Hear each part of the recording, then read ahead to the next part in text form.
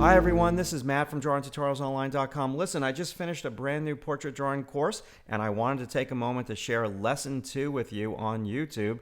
Lesson 2 is all about drawing accurate shapes and starting to shade them in a solid way. Solid shapes are the key to being able to draw a likeness of somebody when you're drawing a portrait. All right, let's get started. All right, now let's start to refine some of these little micro angles.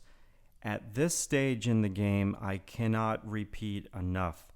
It's extremely important that you constantly remind yourself to look at the model more than you look at your drawing. So you're studying all of these angles, and the philosophy behind that is this sentence, less is best.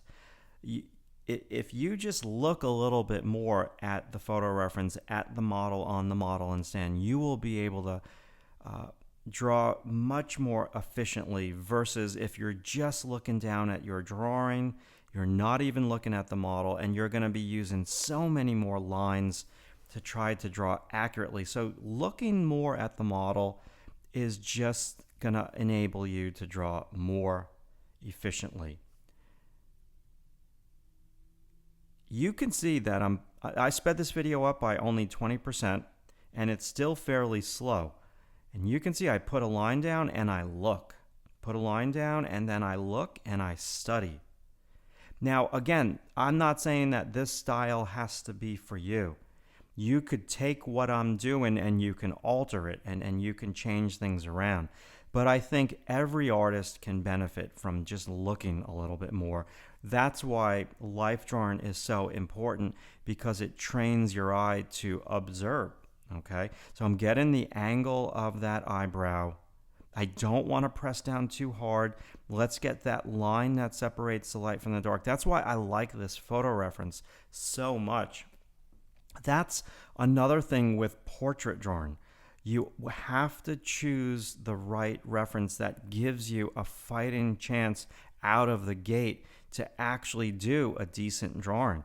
I see so many people in the critique gallery who work from the wrong reference and they don't have enough time to draw to begin with, and then they start off working with the wrong reference. So now what I'm doing is I'm starting to refine the edge of that eye socket shape.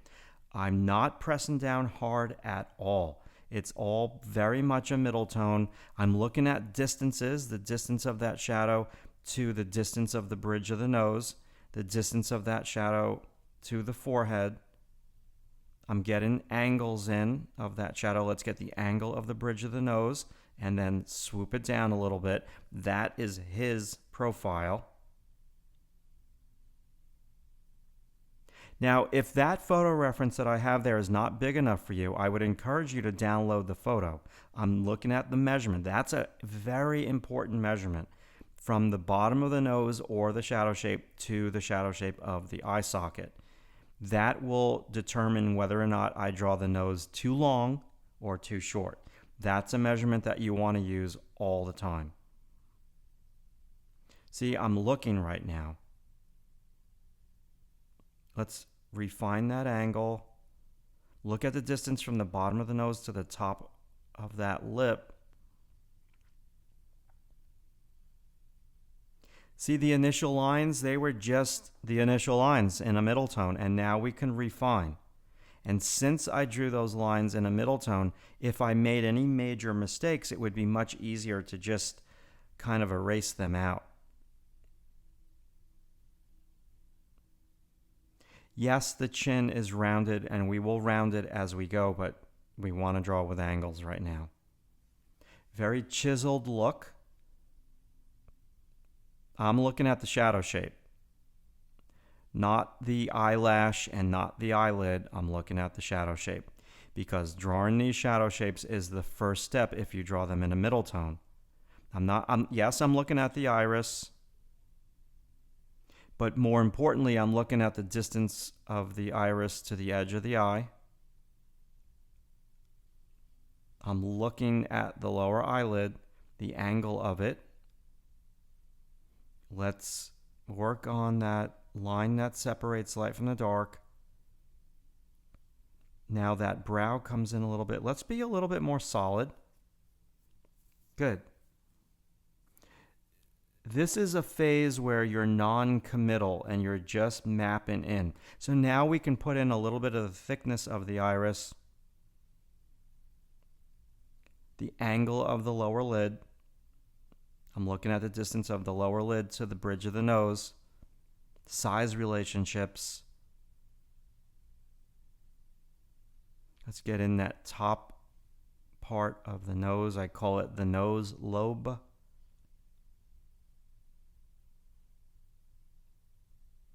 Look more. Keep squinting. Squinting is very important. Let's get the angle of the upper lip. And as I'm doing the upper lip, I'm comparing it to how far it is from the eye.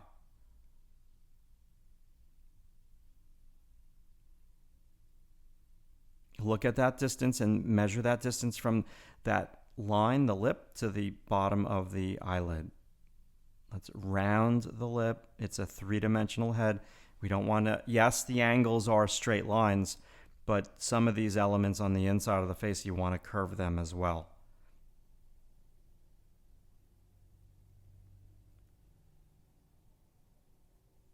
Curve that around.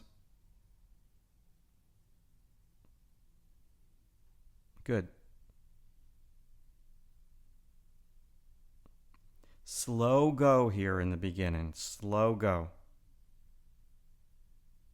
You have to stick with it because at this point in the game, it looks okay. It doesn't look great. It looks okay. You know when you've got it. But at this point, you might be doubting yourself. I might be doubting myself. But you have to stick with it at this stage and just keep looking and drawing, looking and drawing. Do a little bit more now on the inside to give everything a little bit more context. I think I need to raise the eyelid just a little bit.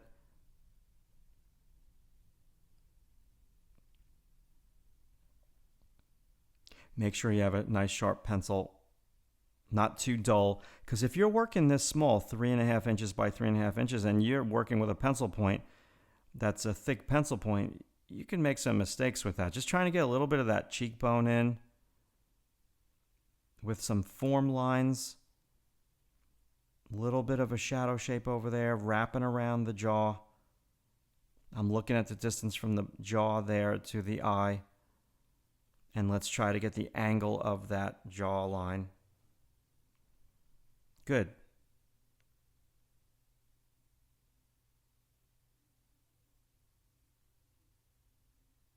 Lean back, look at it from far away, reassess where you're at, do all these size relationship comparisons.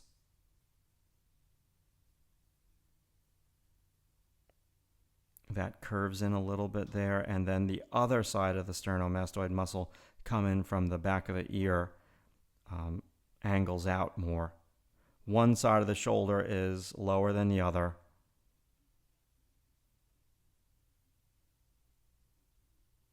Now it's about getting some of these other shapes in on the neck.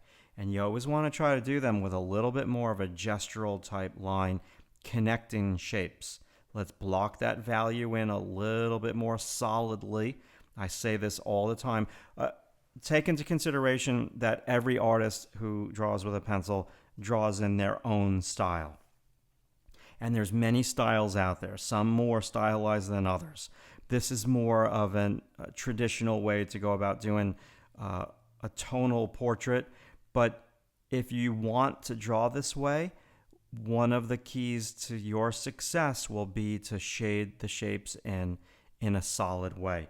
I look at all of these different artists on Instagram and I see some of the drawings that I like the most are done in a very stylized way where the shadow shapes aren't that solid. But when you're training yourself to learn how to draw a likeness, drawing with the solid shapes is going to be very beneficial. You just see things better, and the light and shade just becomes so much more clear this way. Soft edge of the hair there. Let's just shade in that cast shadow. Wrap it around. Yes, I always say when I critique figure drawings, there are no straight lines on the human figure. And I say a caveat, I only use straight lines when I'm mapping out the portrait. Hopefully, I don't have the final portrait in front of me, but hopefully I got rid of all my straight lines. But I use a lot of straight lines with portraits. Just looking at the distance, I think I drew that trapezius a little too long at first, and then I shortened it later.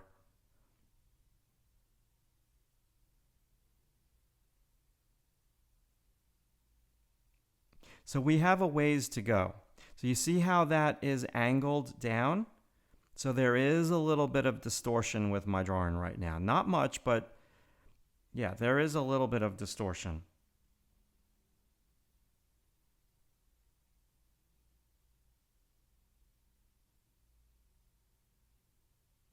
Wrap that around, look for gesture with the deltoid.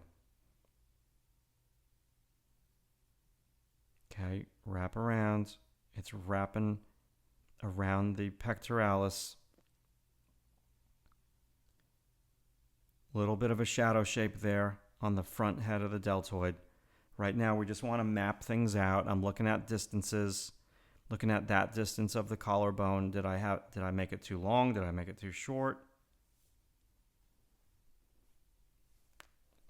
That shadow shape is an important one because it's going to help me with the distance and the thickness of the neck. Little side plane of the clavicle. I think I move that as we move forward, but that's my initial shape for it. A little bit of the Adam's apple area. I think my sternomastoid needs to go down just a touch. This is just training your eye to see distances. These distances are truly imperative for the likeness. A lot of this also is eye-hand coordination. The more you do this in a focused training sort of way, it just becomes second nature to you. Blocking in more shape. This is going to help tremendously. That shape alone is just going to help me so much with just understanding, is the head correct? Let's just shade off over here. And this chapter 2 is just about done. Hey, thank you so much for watching that video. I hope that you learned something from it. If you want to jump ahead to the entire course, check out the links below. Head on over to members.drawingtutorialsonline.com. Within the members area, I have a ton of drawing courses, and that is also where I can critique your personal artwork. All you have to do is upload it to our critique gallery. Every Monday, I do a video critique, and that is where you will really start to improve when a instructor with experience actually sits with your drawing and helps you figure out what you're doing right and what you're doing wrong. That's half of the battle. There's a lot of great videos on YouTube. I love YouTube, and I watch a lot of instructional videos on YouTube. But the key to improving in a much faster way is working with an instructor and getting timely feedback on your artwork. That's how you're going to improve in a much faster way. So thanks for watching this. Let me know what you thought about it. It's just lesson 2 in a 12-lesson course. If you like also what you saw, subscribe to the YouTube channel, and I'll talk to you soon. Be good.